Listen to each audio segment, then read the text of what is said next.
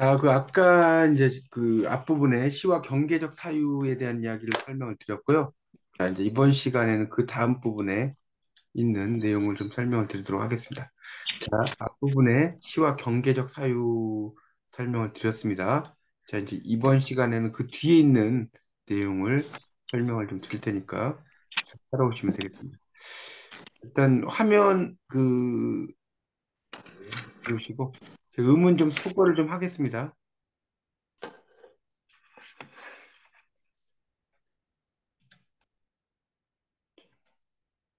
자, 그래서 이제 그 다음의 내용을 설명을 좀 드리도록 하겠습니다. 자, 자, 한번 보시도록 하죠. 자, 보시도록 하겠습니다.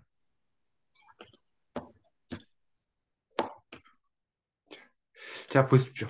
자, 그럼 이제 그 13장 자아의 연금술이란 말 나오죠? 여러분 교재 232쪽입니다. 자아의 이 연금술이란 말 조금 설명 좀 드릴게요. 여러분, 연금술이 뭐냐를 좀 알아두셔야 되는데, 이 영어로 이제 엘커미스트라고 그래요, 엘커미스트. 연금술. 이거 케미스트는 화학자거든요.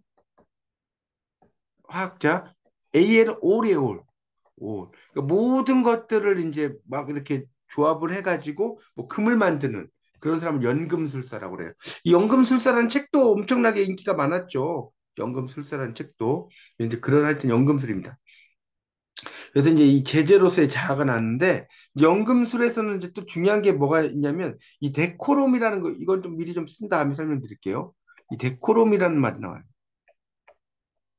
이 데코롬이란 건 우리말로 적격이라고 하는데 적격.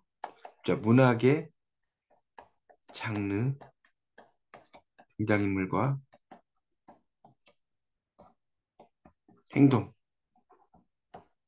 그다음에 이제 그런 것들도 또 있고요. 그다음에 또 이제 문체도 있겠죠. 그래서 문체와 대화가 서로 잘 맞아야 한다는 고전주의 개념이죠. 자, 이걸 이제 우리가 데코롬이란 말 씁니다. 데코롬. 자, 필기하세요. 데코롬. 아마 여러분 데코롬이란 말은 우리 저는 이제 영문학을 할 때는 많이 나오는 말인데 여러분 이 국문학에서는 별로 안 들어보셨을 수 있어요. 데코롬이 뭔지. 요건 제가 이 워지워드의 작품을 가지고 좀 설명을 좀 드리겠습니다. 일단 필기를 좀 하십시오.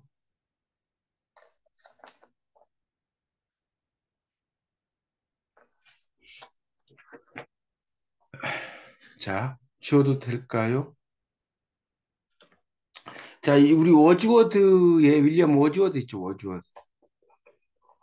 워지워스라고도 하고 워지워드라고도 하는데 하여튼 워지워스라고 씁시다. 워지워스의 무지개가 있죠, 무지개.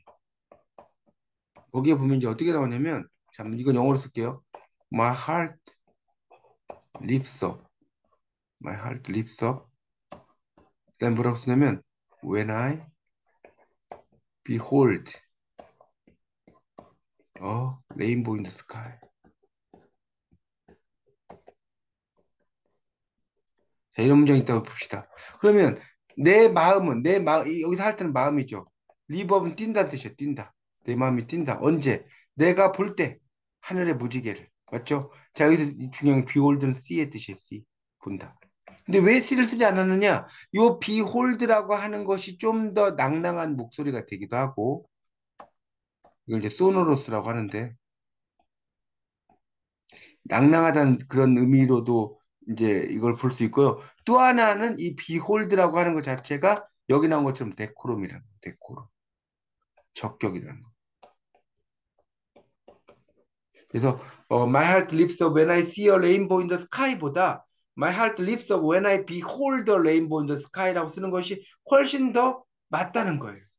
여러분은 C나 비홀드나 뭐 별 차이가 있겠어라고 생각할지 모르겠지만 이 문학적으로 볼 때는 이 behold라는 말이 그 글자도 behold 세 글자잖아요. C는 한 글자잖아요. 뭐 그런 것부터 시작해서 발음을 하거나 낭송을 할 때도 이 behold라고 쓰는 것이 훨씬 더 멋있게 들려요. 아시겠죠? 그래서 이제 이렇게 쓰는 거 이런 걸 뭐라고 한다? 데코름이라고 한다. 이렇게 이해하시면 됩니다. 자, 어렵지 않죠? 자, 그 정도 이해하고 넘어가겠습니다. 자, 이제 232쪽.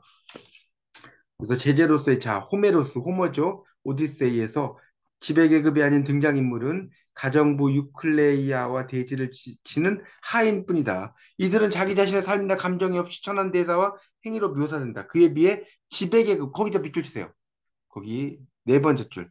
지배계급의 인물들은 신분에 맞는 격도 높은 언어와 문체로 진작에 이루어진다. 자, 이거 뭐라고 한다고요? 데코룸, 적격. 이해하시면 됩니다. 그래서 데코룸, 그 데코룸이 이제 그 밑에 나와요. 문학의 장르, 그 밑에 있죠? 문학의 장르, 어, 또 뭡니까? 이런 것들이 다 잘 맞아야 된다. 걸맞게 이루어져야 된다. 이렇게 나오죠. 그래서 워즈워드 서정담 10집의 서문에서 그런 이야기를 했고요. 잘 비치도록 만드는 거. 밑에서 둘째 줄, 고전적 적격의 허구성이 단 혁명의 신호탄이었다. 이런 말 나오죠. 그리고 이제 일상적 현실을 전경화, 이런 말도 또 어려운 말이 나오는데, 이 문학을 공부하다 보면 참 말이 어려워요. 요 전경화라는 말이 있어요.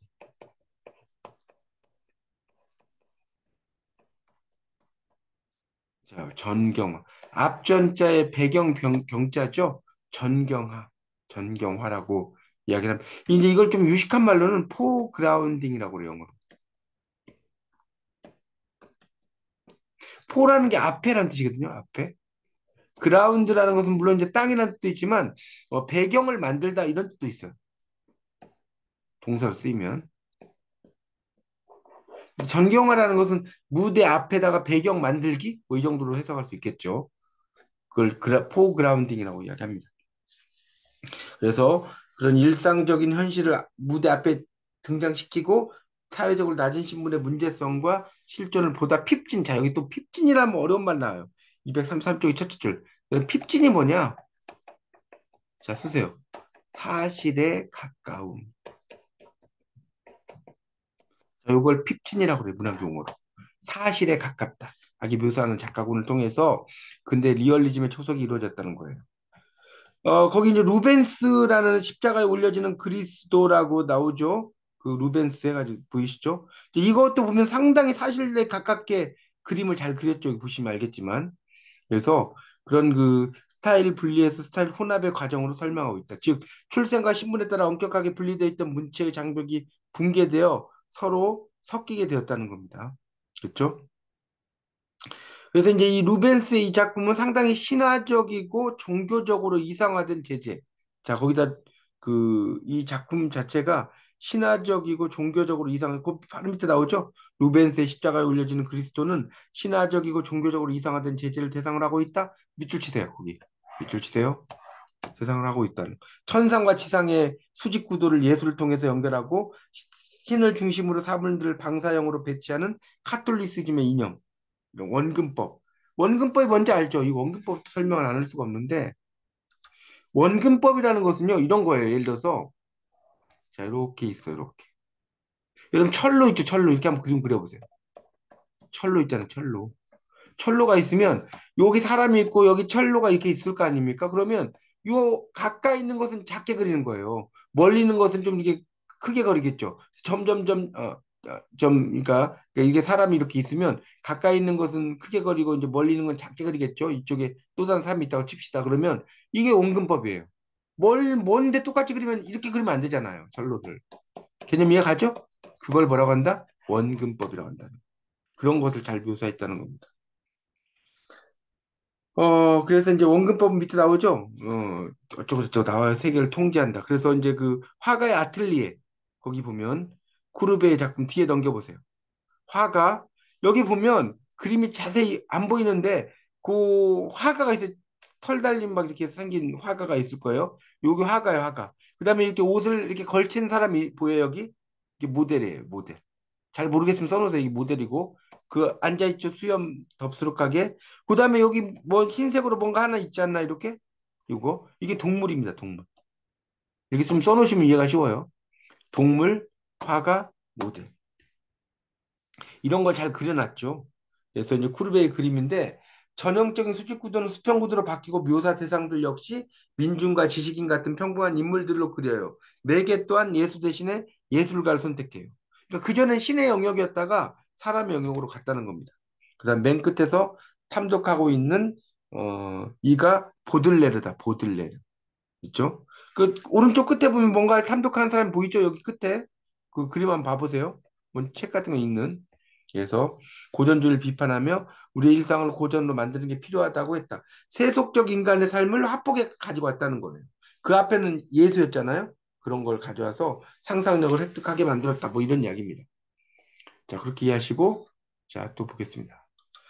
자, 235쪽으로 이제 가면 이 문학에서 이제 제재로서의 개인과 자아는 상당히 중요한 것이었다. 개인 자아, 제재에서 그런 이야기를 써놨습니다. 특히 이제 일상적인 어떤 사람들을 이 작품 속에다가 가지고 오게 되었다는 이야기를 써놓은 거고요.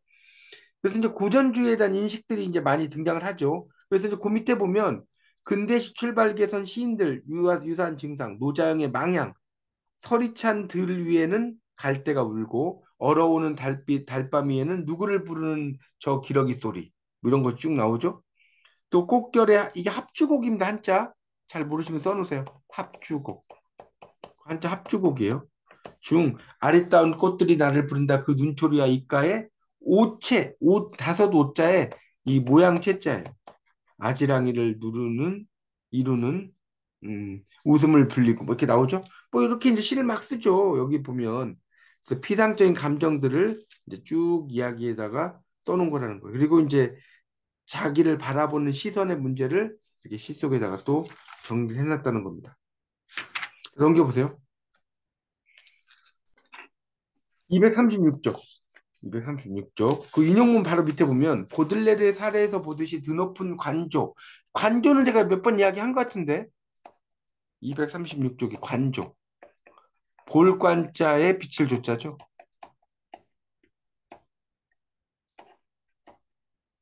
관조. 자, 이건 좀 한자로 써주세요. 관조. 볼관 빛을 조. 그러니까 사물을 약간 떨어져서 바라보는 게 관조예요. 그 자리에서 바라보는 게 아니라 경지, 재의 수를 맛보고자 하는 이질적인 자아가 함께 존재하는 그런 것이 현대시의 특징이다. 해가지고 쭉 나오고 있습니다. 그러니까 거기 보면 번호를 좀 매겨볼까요? 세상에, 거기 있죠. 세상에 가치와 질서 같은 현실 원칙을 존중하는 자 1번 쓰세요. 그다음에 강렬한 원초적 충동에 따라 위반하고자 하는 자 2번. 그다음에 그 사이에서 3번. 이 번호를 매기세요. 1, 2, 3. 균형을 추구하는 그 자도 있을 거다. 그래서 현대시는 이전의 시와 구별되는 지점이 시적자의 강렬하고 집요한 자기 탐구에 있다는 거예요. 자기를 어떻게 탐구할 것인가. 이런 이야기를 쭉 써놨습니다. 자, 그다음 자연금술 이제 지금 공부하는 자연금술을 한번 보겠습니다. 자, 이 고전주의 신을 대체한 자리를 차지한 것이 물신이다. 여기 나왔죠. 물신. 물신이 지배하고자 하는 세계. 이렇게 나왔죠. 그러니까 물신이라는 것은 결국 물신 숭배라고도 하잖아요. 사물이 신이잖아요. 그러니까 일종의 자본주의와 관련. 일종의 돈이라고 보면 돼, 돈을 숭배하는 게 자본주의죠. 우리가, 뭡니까, 호밀밭의 파수꾼이라는 작품이 있는데, 셀린저의 작가죠, 셀린저. 호밀밭의 파수꾼. 여기 보면 어떤 말 나오냐면요. 뉴욕에선 돈이면 다 돼. In 뉴욕. Money talks everything.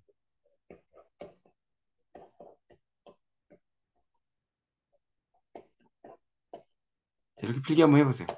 뉴욕에서는 돈은 모든 걸 말해. 이런 뜻이네요. 뉴욕에서는 돈은 모든 걸 말해. 이게 돈이면 다 돼.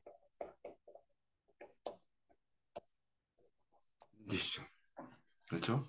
돈이 있으면 귀신도 부린다 이런 말 들어보셨어요? 돈이 있으면 귀신도 부린다 이런 말 있어요.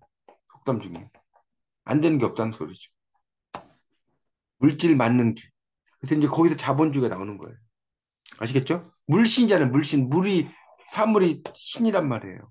그래서 이 자본주의 화폐 경제의 네 번째 줄 나오죠? 논리를 쭉 이야기를 하고 있다는 거예요. 그런 물질 만능주의적인 영역. 그런 이야기 써놓은 거고요. 그 다음에 이제 그러니까 이제 피로 사회의 회로에 갇혀요. 그러니까 우리는 정말 물질 만능주의를 이루기 위해서 열심히 일해야 돼. 열심히 일해야 돼. 그러면 상당히 필요할 수밖에 없죠. 뭐 그런 이야기가 나온 거고요. 그 다음 단락에 보면 이제 이런 환경에서 제 가슴을 들여다보는 일이야말로 혁명이다. 그래서 시는 자기 자신을 향한 여정이다. 거기 밑줄 주세요. 여행. 자기 자신을 향한 여행. 이게 여행으로 초대. 이걸 이제 우리가 뭐라고 하냐면요. 내면 거기다 필기하세요. 의식으로의 여행이다. 거기 자기 자신을 향한 여행이란 말 있잖아. 밑줄 짝 치고 내면 의식으로의 여행이라고 쓰라고요. 그래서 그런 피로사에 멈출 줄 모르는 과잉 활동을 정지시켜서 인간의 활동이 이제 폄하되지 않도록 한다는 거예요. 그래서 시를 쓰는 거다. 자, 넘기세요.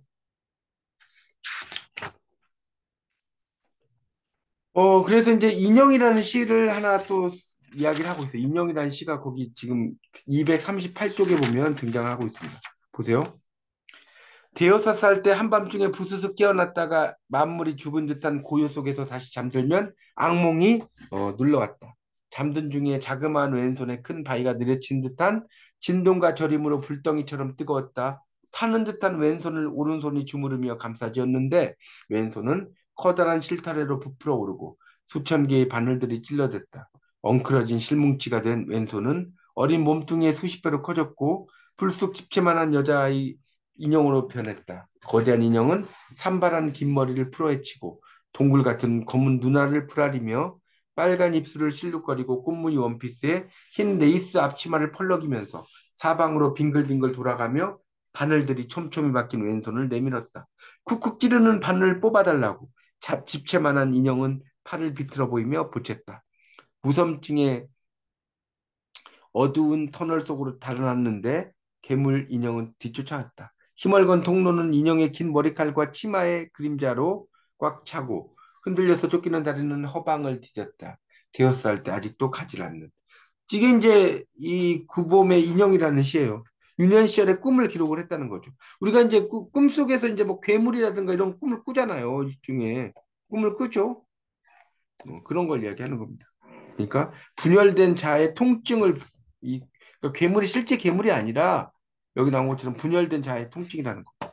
왼손이 타자. 그렇죠. 지금 이제 우리나라에선 우리나라뿐이 아니죠. 세상에는 오른손잡이가 훨씬 더 많아요. 이 중에 왼손잡이가 있으신지 잘 모르겠는데 왼손잡이는 음 뭐라고 그래야 돼? 좀 독특하죠. 그 화장실이든 뭐든 모든 것 여러분 한번 봐보세요. 다 오른손잡이 위주로 돼 있지 왼손잡이 위주로 되어 있지가 않아요. 맞나 틀리나? 다 오른손잡이 위주로 돼 있죠. 그러니까 왼손잡이는 타자라는 거예요. 이 표현 재밌죠? 왼손잡이라는 게. 그런 이야기를 써놓은 겁니다. 그래서 이제 음, 그런 그 성장통을 풀어내고 있는 시의 괴물 인형은 분열된 자의 통증이고 왼손이 타자라는 점이다. 수천 개의 바늘에 찔린 인형을 통해서 억눌린 여성성을 유추하는 것은 무리가 아니다. 가부장을 상징하는 것으로 보이는 큰 바위의 폭력에 의해 상처투성이가 된 인형은 꿈속에서나 춤을 추며 내게 손을 내민다. 그 손을 잡아줄 수도 없고 바늘을 뽑아줄 수도 없다. 인형의 빨간 입술과 꽃무늬 원피스의 매혹을 느끼면서도 거부하는 모순적인 태도. 뭐 이런 것을 가지고 이야기를 하고 있죠. 어, 이게 이제 구범의 인형이라는 그런 작품이 되겠고요. 자, 240쪽. 송아지라는 또 재밌는 시가 등장합니다. 240쪽 한번 볼까요? 240쪽, 송아지. 송아지의 눈은 크고 맑고 슬프다. 그런데 소고기국은 맛있다. 나는 어떡하지? 너무 재밌죠? 이런 시가 있어요. 어느 백일장에서 만난 초등학교 1학년 소년의 송아지라는 자작시다. 삼행으로 됐죠? 관찰과 고백, 질문이 담겨 있어요. 첫 행에서는 송아지의 눈을 거울처럼 들여다보며 크고 맑음에 감탄하는 자와 송아지가 자라면 맑은 눈을 잃어버린 채 한낱 소고기국용 상품이 되고 말리라는 슬픔이 동시에 나온다. 이어지는 행은 자기의 모순에 대한 진솔한 고백이다. 아름다움에 대한 강박으로 시를 쓰고자 하는 이들은 쉽게 할 수 없는 천진한 고백이 방어기제. 이게 거짓말이거든요. 방어 기제라는 말이 있는데 이걸 이제 디펜스 메커니즘이라고 그래요.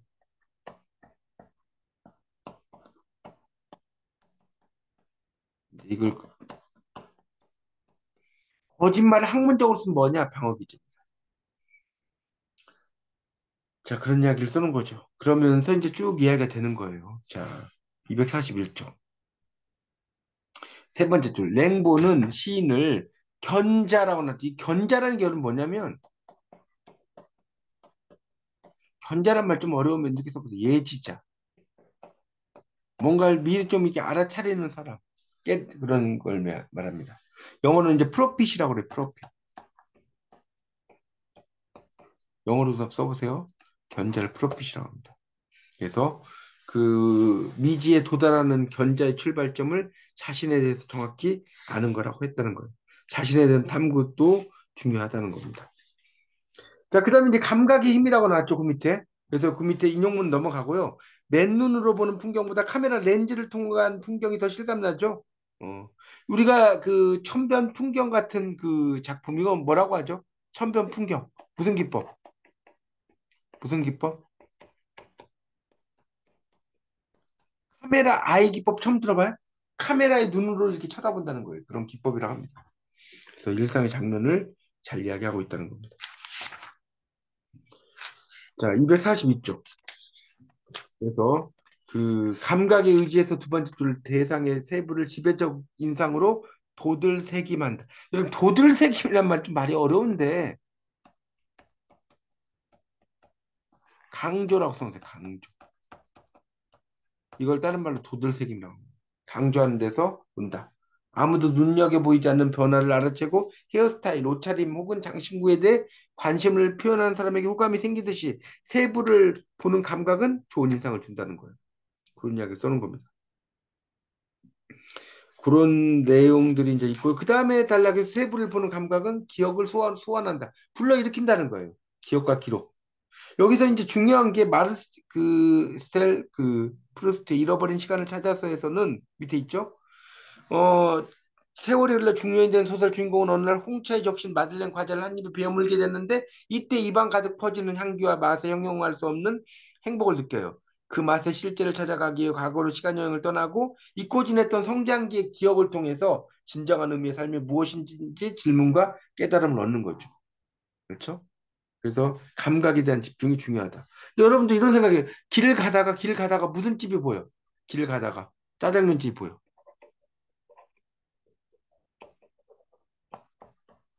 그렇죠? 짜장면 가게 보여. 짜장면 냄새가 나. 그러면 짜장면을 먹어. 짜장면을 먹으면서 엄마 생각이 나. 이렇게 나올 수 있다는 거예요. 이렇게. 그러니까 하나를 가지고 여러 가지를 이제 그 연상 수법이라고 하지만 계속해서 끄집어내는 거죠. 끄집어내는 거. 이런 것들이 상당히 중요하다는 겁니다. 그렇게 보시면 되겠습니다. 그래서 이제 그런 걸 통해서, 그러니까 이런 시 같은 경우든 뭐 어떤 여러분이 글 쓸 때는 그런 게 가장 되게 좀 높은 수준의 단계라고 하는 거예요. 뭔가를 보고 옛날로 돌아가는 그런 것들이 상당히 유년 시절의 기억이다. 이런 이야기를 쓰는 겁니다. 그렇게 좀 정리를 좀 하시면 될 것 같습니다. 자, 그 다음에 이제 거기 그 243쪽에 시가 있고 밑에서 한 다섯 줄 올라가면 세스테아의 물을 고향 강물로 바꿔주던 그 매운 눈물은 이제 눈물이 되었고 귀함을 귀향을 할 수 있는 고향은 귀한 감각밖에 닿지 않았다. 매운 감각이 불활시킨 기억의 시 해가지고 쭉 설명해. 손택수의 이력서에 쓴 시죠. 여기서 기억은 뭘 의미할까요? 기억이 의미하는 거 이렇게 풀게 하세요. 기록이에요, 기록. 자, 기억이 의미하는 것은 기록이다. 기록이다. 손택수 시인의 이력서에 쓴 시가 있습니다. 손택수 시인도 상당히 시를 잘 쓰는 그런 시인으로 되어 있고요. 모르겠어요. 지금까지는 모르겠는데 화성에 보면 홍사영 문학관 있는데 몇 년 전에 한번 제가 이분이 강의하는 걸 들어 갔거든요. 거기 관장님으로 계시는데 지금은 어떻게 됐는지 모르겠어요. 몇 년 전에 거기 관장님이셨어요. 홍사영 문학관에. 하여튼 그래서 이제 그런 그 감각의 시를 쭉 써놨습니다. 읽어보면 거기 그 243쪽 생년월일 사이에는 할머니의 태몽이 없고 첫 손주를 맞은 소식을 구하기 위해 소를 끌고 들판에 나가셨다는 할아버지의 봄날 아침이 없고가 있죠? 광주 고속 거북이 등을 타고 와서 여기가 용궁인가 동천역 고속터미널에 앉아 있던 소년의 향수병이 없고 계속 없고 계속 나오죠? 제가 다 읽지 않겠습니다. 뭐 그래서 있네 이렇게 나왔죠. 그래서 오른쪽에 보면 이 시는 향수병을 앓는 소년의 성장기. 향수병이라는 것은 이제 우리가 영어로는 이제 홈 시크니스, 향수, 고향 향자, 근심수증. 이걸 향수라고 그래요. 향수에 젖는다. 그래서 소년의 성장기, 실향과 실현, 실패로 얼룩진 성장기를 통해서 문청이라는 건 여기서 써놓으세요. 문청. 두 번째 줄. 문학 청년. 문청입니다. 그런 시절을 보내고 있는 시적자는 이력서에 옮길 수 없는 삶의 결정적 장면들을 통해서 삶을 재구성한다는 거예요. 그래서 쭉 이야기를 하고 있습니다. 그런 게 이력서죠. 여러분도 여러분의 삶을 이렇게 보면 재구성을 할 게 많죠. 내가 왜 이렇게 막 공부를, 어, 나이를 먹어가지고 다시 국문학을 공부하게 되었을까?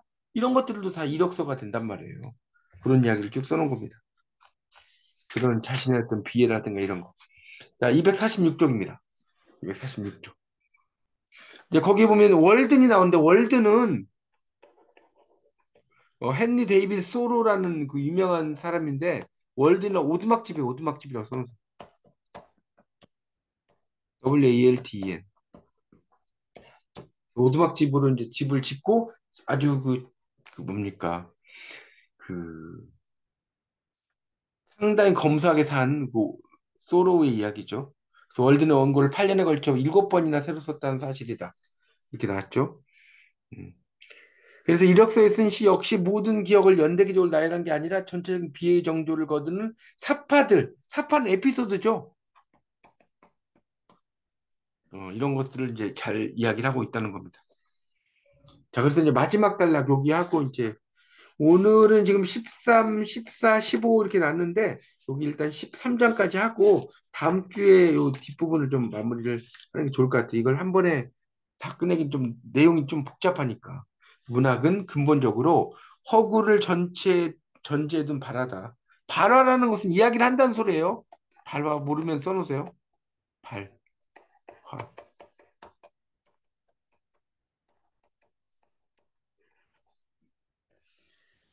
자아의 연금술은 허구를 통해서 진실을 창조한다는 믿음, 고백할 줄 아는 용기로부터 오는 것이다. 자신을 제대로 한 시일수록 진정성을 추구해야 한다. 그러면 진정성에 가까운 거, 진리에 가까운 건 뭐다? 핍진이라고 합니다. 핍진. 그래서 이제 진정성 있는 소설가 뭐 여러 작품들 중에 진정성이 빠져 있으면 어, 의심할 수 없는 여지 없는 사실이다라는 말도 있거니와 빠져 있음. 그렇죠? 그러니까 이제 우리가 시라든가 이런 걸 쓰면 정말 내가 시 속에 막 들어가 있을 수도 있지만 좀 떨어져서 쓰는 거죠. 관조적인 자세로. 그 있는 내용을 그대로 쓰는 게 아니고 예를 들어서 신문에 상록수가 있어요. 그럼 상록수의 여자 주인공 이름이 뭐죠? 여주인공. 기억도 아래 최영신, 최영신. 근데 최영신의 본명은 최영신이 아니었죠. 최용신이라는 여자가 있어요. 최용신. 여자예요. 최용신인데 이걸 토대로 해서 최영신이라는 인물을 만들어 버려요. 새롭게 만들어 가지고 이제 작품을 썼죠. 상당히 히트친 작품이 신문의 상록수죠. 그래서 이제 진정성 있는 소설가 평론가 중에서 진정성이 빠져 있으면 의심할 여지가 없는 사실다라는 말도 있거니와 시인은 언어가 약속된 허구라는 사실을 수용하면서 시 자체가 생동하는 진실 쪽에 서 있게 해야 한다. 그렇죠? 생동하는 진실성을 다루고 있다는 거예요. 시라는 것 자체가. 그렇죠? 자신의 어떤 마음속에 있는 내용들 이런 것들을 시 속에서 잘 드러내고 있다. 그런 내용으로 써놨습니다. 그걸 이제 우리가 여기서 자아의 연금술이라는 말을 좀 썼어요. 연금술사 제가 이야기했죠. 모든 걸 다 함께 만들어 가지고 이제 금을 만드는 이런 사람을 연금술사, 엘커미스트란 말까지 설명드렸습니다.